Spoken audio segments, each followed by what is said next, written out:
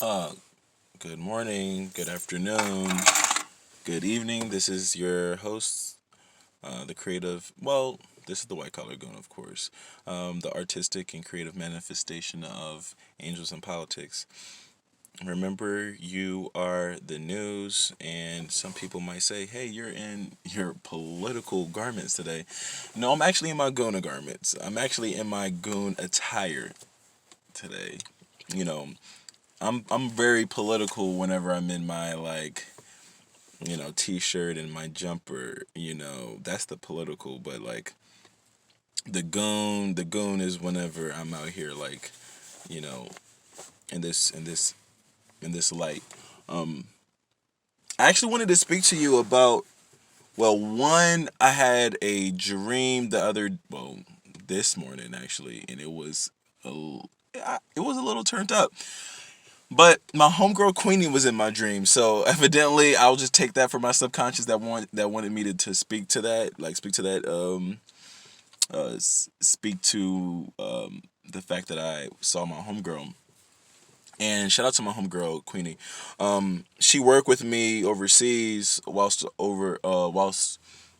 was with Royal Caribbean, and me and her were quite similar. I mean, I've mentioned her before. Me and her were quite similar in the fact that we would be in places and far away from where we came from. Like if she was from St. Louis, she was in a predominantly like white area there. I'm here in Virginia, and I wouldn't say I'm in a predominantly white area. Well, I guess anywhere in the Western Hemisphere is predominantly white, but for the fact of the matter is that when we have these jobs or when we work in different jobs, we will be the only like black people like there, and by being the black person, if you're the black girl or the black guy, you are like the unspoken, you know I would even say model or role model. You are the unspoken, or you are the unanimous choice for anything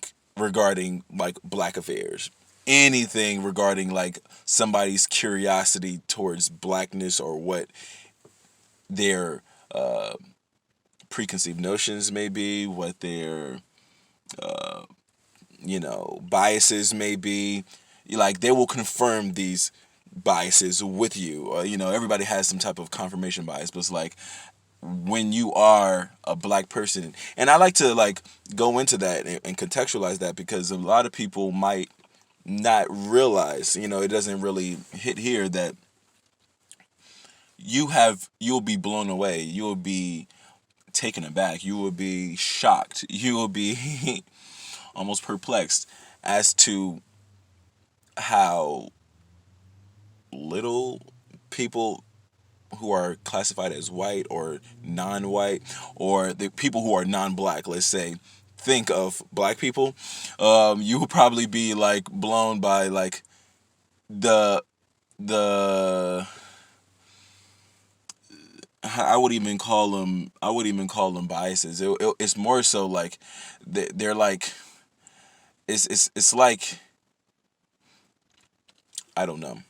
I don't know what to say, but you will be blown away by the shit that people say to you. Put it that way, or the things that people ask you. It's not necessarily like them being like disrespectful, or them like trying to like cause harm or anything like that, or they're not trying to like bother you or anything. And some of them might be, but like at the most of them there are like curious, or they just really have no idea as to like anything regarding like black people, like black culture, black society.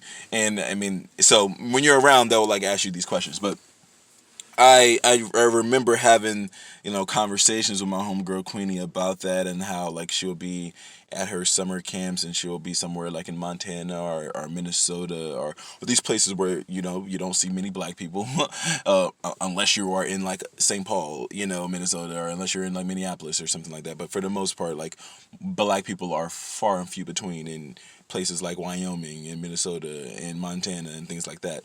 So the questions that people have, the curiosity that people have, the things that they will bring to you regarding, their curious or their intrigue concerning black affairs are quite, you can take it as entertaining. It's better to look at it in a positive light and just say, and answer them, because if you're like easily offended, then, well, if you're easily offended, you probably wouldn't even be put in those positions in the first place, but like most people, like most black people, they hang out with black people. Most black people date black people. Most black people go to church with black people. So I mean, they keep their community, or they center themselves in a community that is around, that is based on their race, for obvious reasons, because they feel like, okay, I can be who I am. I can speak the way I speak. I can eat the food the way we eat, and the way we cook, and our cuisine is a certain way, and our language is a certain way, and our clothes, our style, our disposition, everything is a specific way. Not to say that being black is monolithic. Being black is not monolithic by any means, but there is a, universal understanding of black people, if you are welcoming and if you are open to being black. But it's just cool. It's just cool to, like, really, to me, I think it's really cool for black people to get out of their comfort zone, to put themselves in environments that that forces forces, not in a direct, like, I'm pushing you, like I'm physically forcing you to listen to me, but it forces people to expand their spectrum of consciousness, expand their perspective on people that look like you, because on average, if you lined up 10 white people who've never been and never seen, or just are completely interested or uninterested in black people, if you line up those 10 white people and you ask them questions about, I don't know, anything concerning blacks in general, you will be, I don't know. I hope you wouldn't be too shocked about what they would say, or the content or the quality of their answers, because they really, probably, most likely, out of 10 of them, 8 or 9 of them don't think anything about you. Like, you know what I'm saying? I'm saying, like, there's no information about you. Like, they don't have, oh, I think this is this way and this is that way. Like it's just like, hands up. Don't You're like an invisible person. You're like invisible people. You're like an invisible culture. Like, you're like the culture that they are intentionally supposed to not think about, not care about, not know anything about, because, like, why would they? Because it's like, you're like, it's not a good thing to be around black. It's almost like knowing a lot of black people isn't beneficial to white people. Like, knowing about black culture isn't beneficial to white people. Like, you know what I'm saying? Being interested and intrigued by black culture isn't beneficial to them unless they can capitalize on you, and that's what capitalism is. And if you are a black person and you were enslaved, because most black people, if you were here, I'm not talking about Nigerians, I'm not talking about Jamaicans, I'm not talking about people from Barbados, like, I'm talking about black people. You were the original capital. You are the original capitalism. You were capitalism in America when America was founded, before we had the name America. Like, black people were capitalism. Understand that. So there's only the 1%, or the people who are really interested in you, are using you for your benefit, or using you for their benefit, not for your benefit, but using you for their benefit. And that's how it's been in the 1600s, and I would say that's how it will be in 2020 as well. So it's like, maybe you should try to get to know those type of people who have the power to, like, control, assets on a global scale, instead of, or like, speaking to, white people on an everyday basis, and just, like, getting an understanding of how they think and how they move, and how things are, like, working in that way. But my dream that I had with Queenie, like, I don't know, like, I felt like I was in some type of, like, shopping center, or some type of big, yeah, mall, or, shopping mall, something like this. And I was having dinner with a group of people who I didn't know, but, like, Queenie was there, and I just, it felt cool. It felt good to feel like, oh man, I know her. Like, you know what I'm saying? We used to work together, and, it worked out. But yeah, it was cool. It was really cool. And then I was down with it. I was with it. So that was pretty much all I have for today.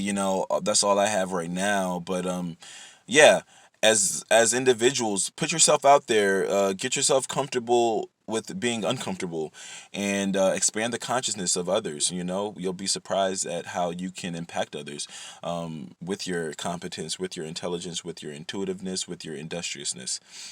God bless. Color Grim.